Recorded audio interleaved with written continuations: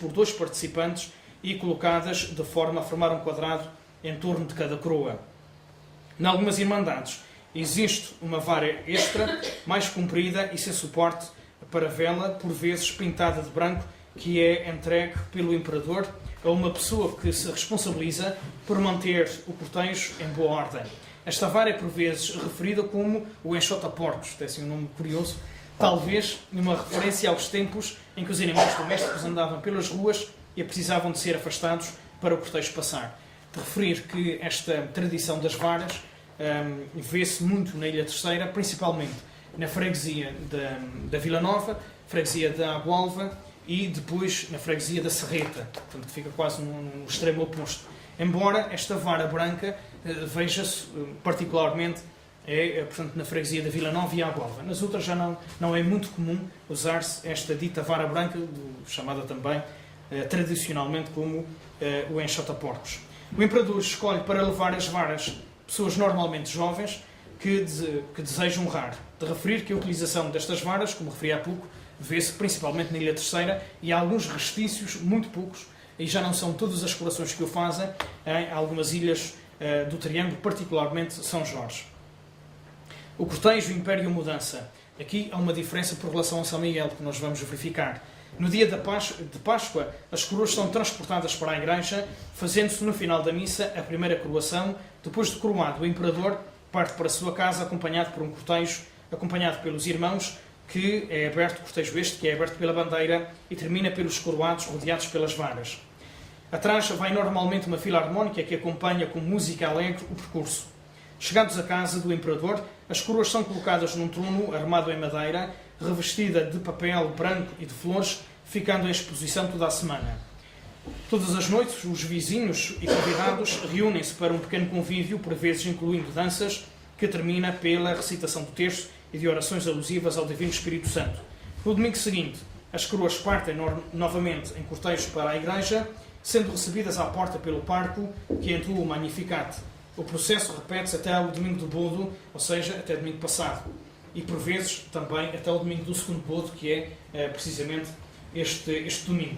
Começa a ser comum fazer cortejos durante o verão, normalmente associados a funções de pessoas que estão emigradas e que vêm de férias e vêm pagar, regra geral, promessas. É importante nós termos em conta que esta tradição do Bodo existe nas ilhas do grupo central e ocidental, não sendo comum no grupo oriental. Embora o maior enraizamento do Bodo, ao chamado Bodo de Leite, existe na Ilha Terceira, em que praticamente para a freguesia toda não há mais movimento algum e há este Bodo, onde as pessoas, no fundo, acabam por fazer a partilha, portanto, regra geral de massa sovada, portanto, também de vinho, de sumo e também de leite. De referir que o Bodo acontece no sétimo domingo após a Páscoa e também acontece em alguns lugares neste domingo de hoje, o domingo da Trindade. Neste dia, o cortejo, depois de sair da igreja, dirige-se ao Império, sendo as coroas e bandeiras aí colocadas em exposição. Frente ao Império, em longos bancos corridos, são colocadas as esmolas, que depois de abençoadas são distribuídas. Os irmãos recebem-nas e todas as pessoas que passam podem livremente servir-se de pão e vinho. No entretanto, são arrematadas as ofrendas, normalmente gado, alfenim e massa sovada. Estas iguarias, nomeadamente o alfenim, são típicas das Ilhas Terceira e aparece pontualmente na Madalena também, na Criação Velha, mas não, isto no Pico já, mas não há referência, por exemplo, a São Jorge ou a qualquer outra ilha de São Miguel, a ser típico distribuir-se, portanto, o alfenim. O Bodo é organizado e gerido pelo mordomo e por quem ele designa. Terminado o Bodo, as coroas recolhem em cortejo a casa do mordomo.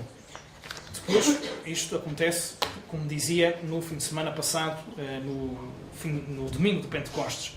A esmola ou pensão é constituída por uma porção de carne de vaca, que aqui não varia muito de ilha para ilha, por um pão de cabeça ou pão de bodo e por vinho cheio.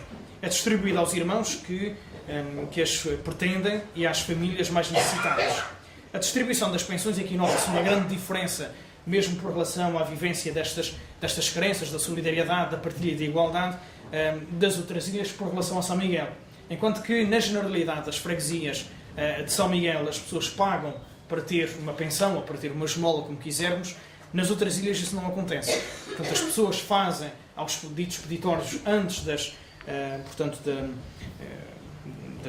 domingas ou funções ou coroações, como quisermos chamar, e depois as pessoas dão o seu contributo ali. E se querem dar mais algum dinheiro, então vão arrematar as ditas ofrendas. Agora, as ditas pensões com carne são distribuídas gratuitamente por toda a freguesia, começando e tendo o maior cuidado para com as pessoas mais necessitadas, para com aquelas que vivem sozinhos.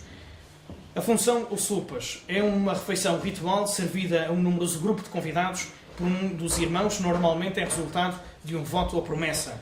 A refeição consiste em sopas do Espírito Santo, que, regra geral, e aqui não varia muito de ilha para ilha, é pão seco, que depois é recoberto com água de cozer carne, temperada com hortelã e outros condimentos.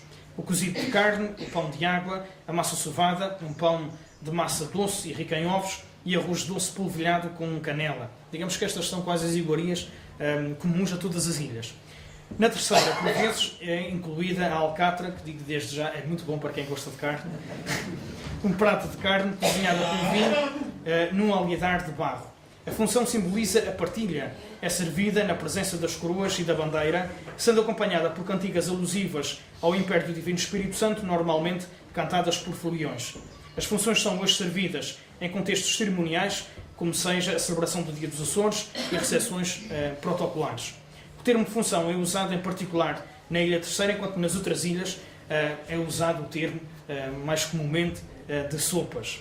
Depois temos algo que acontece praticamente só na Ilha Terceira, que é a briança, até assim um nome esquisito, mas é um cortejo em que o gado, que vai ser abatido para o bodo ou arrematado, é mostrado à comunidade com flores de papel colorido colocadas na pelagem e acompanhado por foliões ou cantadores de cantigas ao desafio.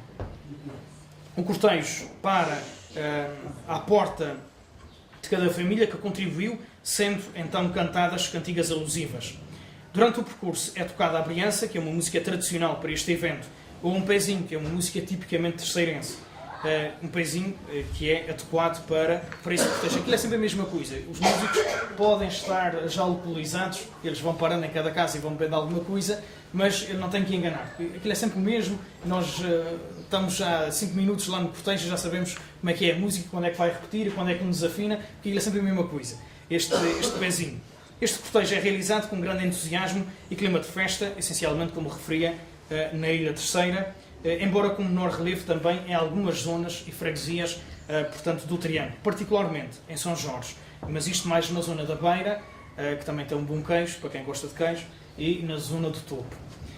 Nas outras ilhas, pelo menos a nível de documentos históricos, não há qualquer referência a este tipo de cortejo.